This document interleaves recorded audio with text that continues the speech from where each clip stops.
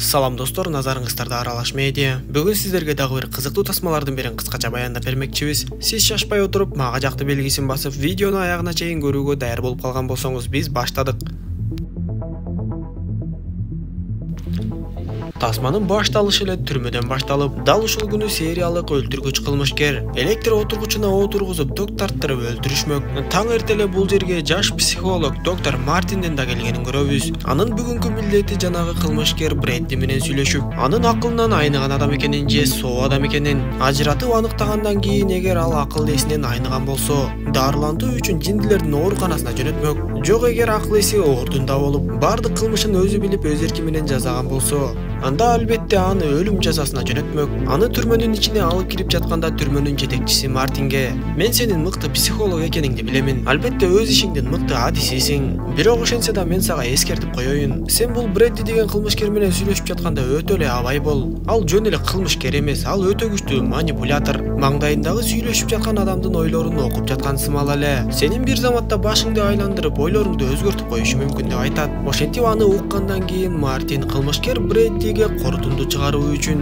ал кишенделип отурган бөлмөгө кирип келет. Ал кылмышкер Бреддиге өзүн тааныштырайын деп баштаганда эле Бредди анын оозун жаап, Мартиндин ким экенин айтып, кайсыл окуу жайда окуганын, кайсыл иштер менен алек болгонун айтып, керек болсо Мартиндин өздүк жашоосунан бери айтып жиберет. Аны укканда Мартин а дегенде эле таң кала түшүп, Бреддинин маңдайына отуруп акырындан сөзүн баштайт. Көрсө, Мартинге берилген маалымат боюнча Бреддиге келген мурунку психолог өзүн өзү өлтүрүп алган болот. Таң калыштуусу, ал ушул Бредди менен сүйлөшүп корутунду чыгаргандан кийин эле өлүм тапкан. Көрсө, Мартинге чейинки психолог аны өлүм жазасынан куткарып, акыл эсинен айныган жиндилердин ооруканасына жөнөтүү үчүн корутунду жасаган. Ошентип Мартин Бреддинин ким экенин билүү үчүн акырындан суроолорду бере баштап, баарынан да таң калыштуусу, Бредди өзүн "Мен Нефариус деген шайтанмын" деп айтат. Ал түздөн түз эле Мартинди коркута баштап, "Сен бүгүн мага корутунду чыгарып жаткан кезде 3 адамды өлтүрүү ишин жасайсың" деп айтат. Мартин болсо Бреддиге "Былжыраган кебиңди токтот, мен эч кимди өлтүрбөйм" деп айтып, "Макул, мен сени шайтан деп коеюн.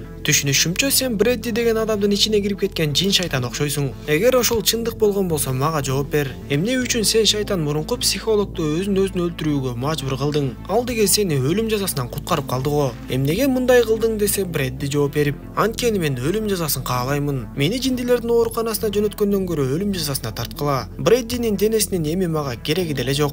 Бредди өлгөндөн кийин мен башка адамдын денесине которулам" деп айтат. Анда аны уккан Мартин негизинен атеист болгондуктан эч кандай жин шайтан дегенге ишенбей, Бреддини келесо ойлоп, ал жерге түрмөдөгү дин кызматкерин чакырат. Бредди а дегенде дин кызматкеринен коркуп кеткендей болгону менен аны менен кадимкидей эле сүйлөшүп, андан соң Мартин дин кызматкерин кайрадан кетирет. Ошондо Бреддинин ичиндеги жин шайтан Мартинге: "Бул дин кызматкери мага эч нерсе кыла албайт. Анткени мен анын менин ичимде шайтан бар экенине ишенбей, мени жөн эле акылынан айныган жинди катары көрүп жатканын жакшы түшүнүп турам" деп айтат.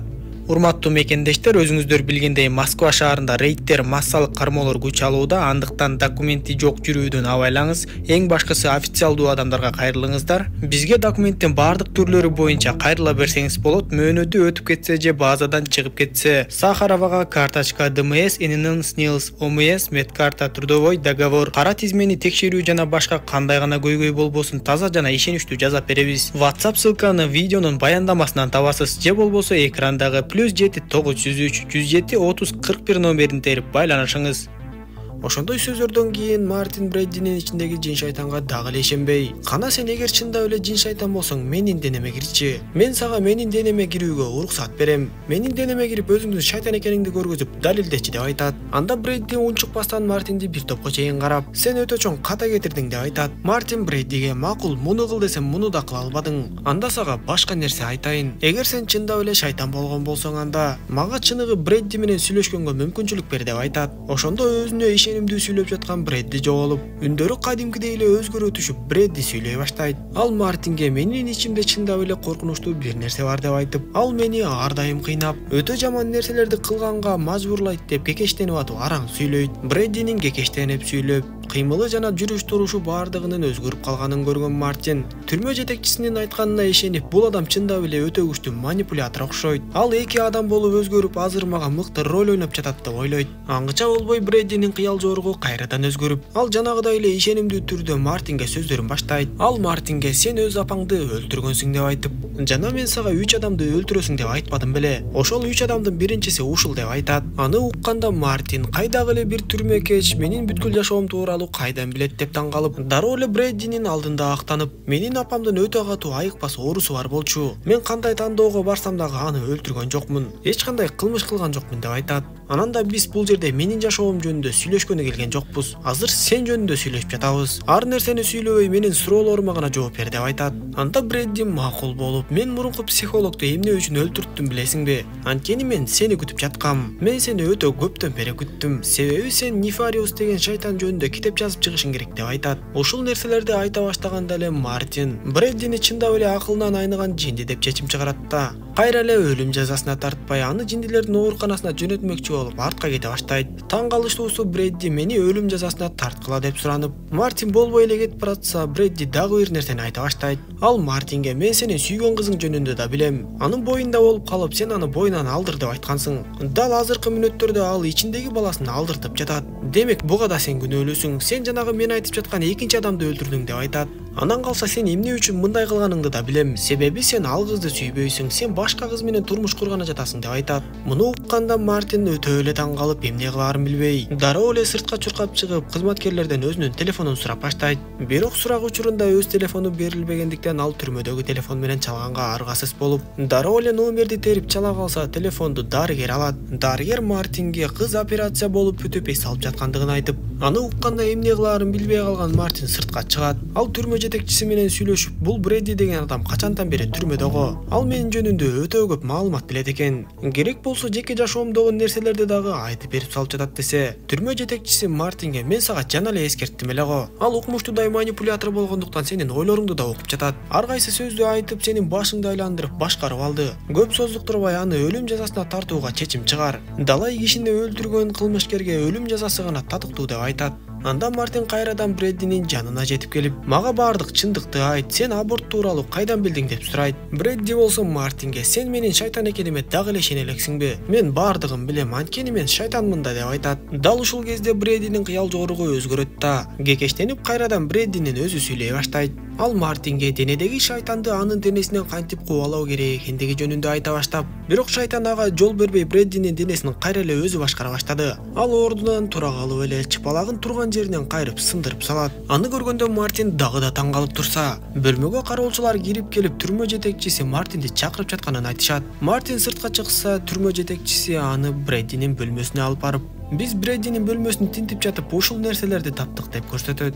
Мартин карап көрсө, ал жерде өзүнүн кичинекей чактагы сүрөттөрүнөн бери, анан да Мартиндин жашоосунда эмне болсо ошонун баардыгы жазылган болот. Эч нерсеге түшүнбөй башы маң болуп калган Мартин ошол китепчени көтөрүп алып Брэддиге жетип барат. Ал дагы эле мунун түшүндүрмөсүн талап кылып, Брэддинин ичиндеги шайтан болсо Мартинди өтө көп жылдардан бери эле аңдып жүргөнүн айтат. Анан да ошол Брэддинин бөлмөсүнөн дагы бир китеп табылып, ал китепти Брэдди жазып чыгып, керек болсо анын авторун Мартин деп жазып койгон болот. Анда Мартин мен көп жылдар мурда жаш бала элем. Ал кезде мен ушинтип психолог болуп сенден келип сурак алып каларымды кайдан билиптирмин? Бирок кандай болгон күндө дагы сен мени алдап жатасың. Мындай болушу мүмкүн эмес деп сүйлөп жатса эле, Брэдди отурган жеринен билдирбестен дагы башка манжаларын сындырып отуруп, бир кезде кишенден колун чыгарып алганын көрөбүз. Андан соң ал күтүлбөгөн жерден эле Мартинди кармап, муунтуп калды. Кароолчуларга болсо жакындабагыла деп кыйкырып Мартинди өлтүрүп салаарын айтат. Анан да ал Мартинге эгер жашагың келсе менден жалбарып суран, ошондо гана мен сени тирүү калтырам деп айтат. Муунуп дем жетпей жаткан Мартин тирүү калтыр деп суранып, Брэдди болсо аны чындап эле бошотуп жиберет. Ошол замат кароолчулар Брэддини баса калып таяк менен чапкылай башташты. Ошондо кыжыры кайнап ордунан турган Мартин түрмө жетекчисинин көзүнчө мен Брэддини өлүм жазасына тартууга татыктуу деп чечим чыгарам деп кагазга кол коюп салат.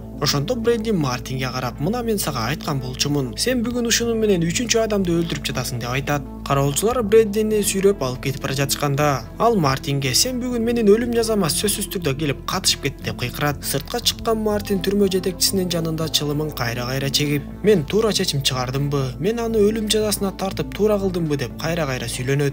Түрмө жетекчиси болсо аны жооткотуп бардыгы туура эле болду деп айтты. Брэддини болсо электр тогу жакшы өтүүсү үчүн анын чачын кырып салышат да бөлмөсүнө алып барышат. Ошол жактан Брэдди өзүнө келдиби Айтор буркурап эле ыйлап жатканын көрөбүз. Ошентип убакыт сааты да жетип келип, Брэддини өлүм жазасына тартуучу залда бир канча адамдар отурганын көрөбүз. Түрмө жетекчиси Брэддини өлүм жазасына тартуу боюнча официалдуу буйрукту окуп, залда ойлуу отурган Мартиндин жанына болсо бир детектив келип отурат. Ал Мартинге: "Сиз бул жолу туура корутунду чыгардыңыз. Мен бул кылмышкердин артынан түшүп жүрүп 6 жыл убактымды короттум. Чынында бул кылмышкер өлүмгө татыктуу" деп айтат. Ал эми Брэддини болсо ошол жерге алып келип электр отургучуна отургуза башташты. Брэддинин денеси өтө катуу титиреп калтырап жатканын көрөбүз. Албетте анын абалын ойлогондо көрүүчүнүн деле денеси дүр эте түшсө керек. Брэддиге акыркы сөзүн айтууга мүмкүнчүлүк беришкенде, ал залда отурган Мартинге карап: "Шайтанды өз денеңе кабыл ал, тосуп ал" дегендей кылат. Белги берип Брэддини дыркыратып ток тарта баштап, бир канча секундалардан кийин ток өчүрүлүп,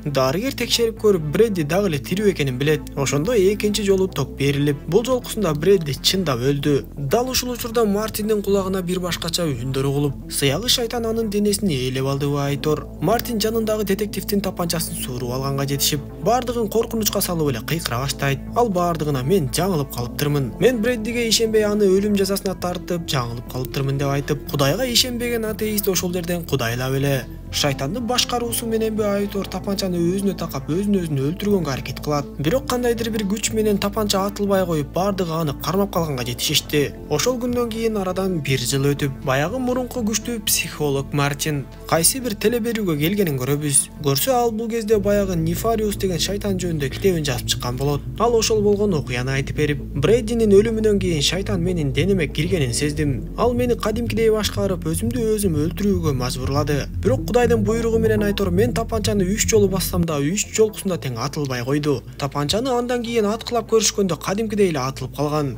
Мен ошондон кийин гана шайтандын да Кудайдын да бар экенин билип, диндер жөнүндө изилдеп баштадым. Чынында ошол кезде шайтан менин денемди бир канча мүнөт гана ээлеп чыгып кеткен. Азыр изилдеп жүрүп ошол жөнүндө китеп да жазып чыгардым. Кыскасын айтканда, мен буга чейин эч нерсеге ишенчү эмесмин. Бирок ушундан кийин гана Кудайга ишенип, адамзат жаралгандан бери жакшы менен жаман айкалышып келээрин. Шайтандар ар качан адамдарды азгырып, аларды жаман жолго түртөөрүн, бүткүл адамзатты жамандыкка, бузуклукка тартып отуруп, акыры өздөрү менен бирге тозокко сүйрөп киргенге да аракет кылышаарын түшүндүм. Көрсө жер жаралгандан бери эле каардуу кара күчтөр менен жакшы күчтөр бири-бири менен тең тайлашып, салгылашып келишет окшойт. Жана албетте ушул салгылашта бардыгыбыз катышып жатабыз деп айтып берип, интервьюну жыйынтыктап Мартин имараттан чыгат. Ал ошол жердеги бир таштандыны чукулап жаткан аялды көрүп, кайрымдуулук кылып коеюн деп ага барып акча берип кетип бара жатса, ошол белгисиз аял Мартиндин атынан атап: "Мени тааныдыңбы" деп сүйлөй баштайт. Анда артка кайрылган Мартин баягы шайтан ушул аялдын денесин ээлеп жүргөнүн түшүнүп калат.